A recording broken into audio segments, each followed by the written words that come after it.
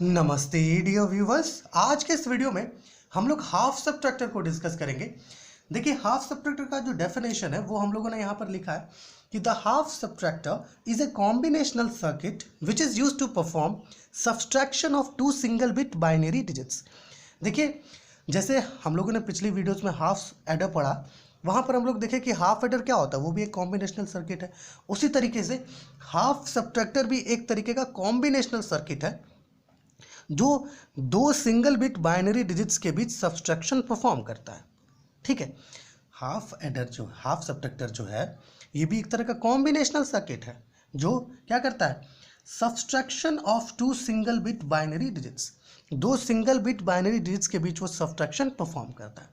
हमारा जो half adder है, ठीक है, इसके पास दो इनपुट्स होते हैं। चलिए मान लेते हैं कि ए और बी। ओके, दो इनपुट्स होते हैं से ए और बी, और हाफ एडर के पास दो आउटपुट्स होते हैं जिनमें से एक आउटपुट होता है डिफरेंस आउटपुट और एक आउटपुट होता है बोरो आउटपुट। ठीक है, यहाँ पर जो ये हम लोग बना रहे हैं ब्लॉक डायग्राम है हाफ सबट्रैक्टर का, कुछ इस तरीके से। देखिए, यहाँ पर एक आउटपुट हम लोग को मिलता है डिफरेंस आउटपुट, जिसे डी से हम लोग डिनोट करते हैं, डिफरेंस। ओके, और एक होता है borrow out, that is borrow output. Okay, borrow output. समझ में आ रहा है चीज?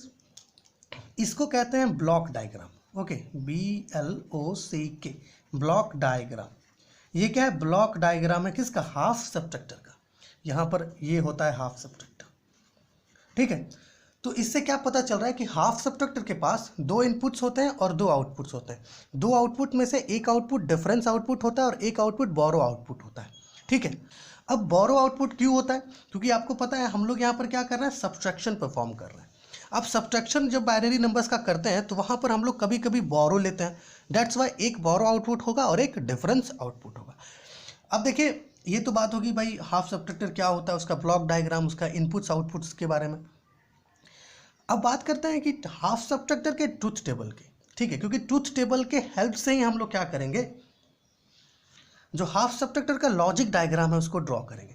देखिए, जनरली जो लॉजिक डायग्राम होता है हाफ सबट्रैक्टर का या फिर हाफ एडर का, उसको हम लोग कार्नुक्स मैप्स के हेल्प से बनाने का कोशिश करते हैं, बट हम लोग यहाँ पर ट्रूथ टेबल का यूज़ करेंगे, उसी से समझ करके लॉजिक डायग्राम को बनाएंगे। ठीक है, तो उसको ऊपर करके यहाँ पर ट्रूथ टेबल पहले बनाते हैं, ट्रूथ टेबल। ओके, अब यहाँ पर हमें पता है कि दो इनपुट्स होती हैं ए और बी, दो इनपुट्स ए बी। ठीक है, और हमारे पास दो आउटपुट्स होती हैं। एक आउटपुट होता है डिफरेंस आउटपुट और एक आउटपुट क्या होता है, बोरो आउटपुट। ठीक है, क्या होता है? Okay, borrow output. तो यहाँ पर सबसे पहले अब हमें पता है कि सिंगल बिट डिजिट्स होते हैं, तो सिंगल बिट डिजिट्स में से अगर ए जो है 0 होगा तो बी 0, मतलब इस तरीके से कॉम्बिनेशन हम लोग बैठाते हैं इसका। ठीक है, अगर ए को 0 ले ले तो बी 1, ए को 1 ले ले तो बी 0, और फिर ए को 1 ले ले तो बी 1। ठीक है, ये कॉम्बिनेशन है, 4 combination single bit binary digits का। अब आपको पता है जनरली बाइनरी सब्ट्रैक्शन कैसे करते हैं, बिल्कुल उसी तरीके से यहाँ पर इन दोनों के बीच भी सब्ट्रैक्शन करना है। सच लाइक 0 - 0 क्या हो जाएगा, 0। अब इस केस में कहीं पर बोरो ले रहे हैं क्या हम लोग? नहीं ले रहे हैं, तो बोरो भी 0 हो गया। अब 0 - 1 करेंगे तो इस केस में तो भैया बोरो लेना पड़ेगा, और बोरो कितना लेते हैं, 1। ठीक है, और इस केस में जो डिफरेंस हमें मिलता है वो भी 1 होता है। ठीक है ना। अब यहाँ पे देखिए 1 - 0 है, तो 1 - 0 करेंगे तो हम लोग को डिफरेंस तो 1 मिल जाएगा, बट इस केस में बोरो हम लोग ले रहे हैं क्या? कहीं नहीं ले रहे हैं, तो बोरो 0। ओके, फिर 1 - 1 करेंगे तो डिफरेंस 0 मिलेगा, और इस केस में भी बोरो तो नहीं ले रहे हैं हम लोग, तो चलिए बोरो भी 0 हो गया। ठीक है, अब थोड़ा सा हम लोगों को इसको समझना होगा। यहाँ पर ये जो डिफरेंस आउटपुट है, ये जो डिफरेंस आउटपुट है, इस डिफरेंस आउटपुट को हम लोग एक्स और गेट से रियलाइज कर सकते हैं, एक्स और गेट से रियलाइज कर सकते हैं। और ये जो बोरो आउटपुट है ये इक्वल होता है ए कॉम्प्लीमेंट बी से। ठीक है, इस चीज़ को थोड़ा समझेंगे, अभी आपको समझ में आ जाएगा कैसे ये एक्स और गेट हो रहा है, कैसे ये बोरो आउटपुट हो रहा है, ए कॉम्प्लीमेंट बी से इक्वल हो रहा है। तो कुछ समय के लिए ये भूल जाइए कि हमारे पास बोरो आउटपुट का कॉल्यूम है ना, मतलब सिर्फ 3 ही कॉल्यूम है, ए बी और डी का। ठीक है, अब जनरली एक्स और गेट क्या परफॉर्म करता है, आपको पता है एक्स और गेट का कॉम्प्लीमेंट परफॉर्म करता है। ठीक है, और आपको ये भी पता है कि XOR गेट के केस में हम लोग को हाई आउटपुट कब मिलता है? तभी मिलता है जब इनपुट्स में से कोई भी एक आउटपुट हाई होना चाहिए। सिर्फ सिंगल की बात कर रहे हैं। अगर दो इनपुट्स है, दो में से अगर कोई एक सिंगल आउटपुट अगर हाई होता है तभी हम लोग को हाई आउटपुट मिलेगा। जैसे कि यहाँ देखिए 0 और 0 है, इस केस में दोनों ही लो इनपुट्स हैं तो हम लोग को आउटपुट लो मिल रहा है। यहाँ पर देखिए एक इनपुट लो है और एक इनपुट हाई है तो हम लोग को इस केस में आउटपुट हाई मिल रहा है ना। इस केस में भी देखिए एक इनपुट लो, एक इनपुट हाई है और एक इनपुट लो है तो आउटपुट हाई मिल रहा है। फिर यहाँ पर देखिए 1 और 1 है, मतलब दोनों ही इनपुट्स हाई है तो आउटपुट लो मिल रहा है। तो इससे क्या पता चल रहा है कि जब दोनों इनपुट में से कोई भी एक इनपुट अगर हाई हो तभी हम लोग को आउटपुट हाई मिलेगा, है ना। और ये किसका कंडीशन है? ये कंडीशन है XOR गेट का। दैट्स वाई हम लोग ये कह रहे हैं कि जो डिफरेंस आउटपुट है इसको हम लोग XOR गेट से रियलाइज कर सकते हैं। अब थोड़ा सा बोरो आउटपुट की बात कर लेते हैं, ठीक है। अब देखिए कुछ देर के लिए ये भूल जाइए कि हमारे पास डिफरेंस आउटपुट वाला कॉल्यूम है, ठीक है। हमारे पास 3 ही कॉल्यूम है, A, B और बोरो आउटपुट। अब थोड़ा सा एंड ऑपरेशन करते हैं A और B के बीच का। देखिए यहाँ पर 0.0 करेंगे तो 0 मिलेगा, चलिए ये ठीक है। 0.1 करेंगे तो 0 मिलना चाहिए, बट यहाँ पर हम लोग को 1 मिला हुआ है, ठीक है। तो अगर हम लोग इसका कॉम्प्लीमेंट कर दे, इसका यहाँ हम लोग बाहर लिख रहे हैं, इसका कॉम्प्लीमेंट कर दे तो इसका वैल्यू क्या होगा? 1। फिर 1 और 1 मल्टीप्लाई करेंगे तब 1 मिलेगा, चलिए ठीक है। फिर 1 और 0 इन दोनों को का एंड ऑपरेशन करेंगे तो चलिए ठीक है 0 मिल रहा है, या फिर मल्टीप्लाई कीजिए ना 0 सिंपली। 1.0 करेंगे तो 0 मिल रहा है, ठीक है। 1.1 करेंगे तो हम लोग को मिलना तो 1 चाहिए बट यहाँ पर 0 मिल रहा है, तो क्या करेंगे? इसका एक कॉम्प्लीमेंट ले लेंगे। 1 का कॉम्प्लीमेंट 0, 0 से 1 मल्टीप्लाई करेंगे तो फिर 0 मिल रहा है।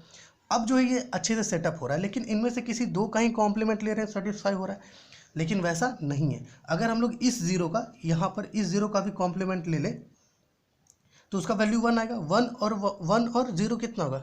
तब भी 0 आएगा। फिर यहाँ पर क्या है? 1 है, इसका भी कॉम्प्लीमेंट ले ले तो वैल्यू क्या होगा? 0, 0.00। मतलब है कि अगर A का कॉम्प्लीमेंट ले ले हम लोग, ठीक है, और उसको फिर B से मल्टीप्लाई कर दे तो हम लोग को बोरो आउटपुट मिल जाएगा। समझ में आ रहा है? अगर हम लोग A का कॉम्प्लीमेंट ले ले, ये जो A कॉलम है इसका कॉम्प्लीमेंट ले ले और उसका कॉम्प्लीमेंट को B से मल्टीप्लाई कर दे तो हम लोग को बोरो आउटपुट मिल जाएगा। इसलिए हम लोग ये कह रहे हैं कि हम बोरो आउटपुट को हम लोग A कॉम्प्लीमेंट B से रियलाइज कर सकते हैं।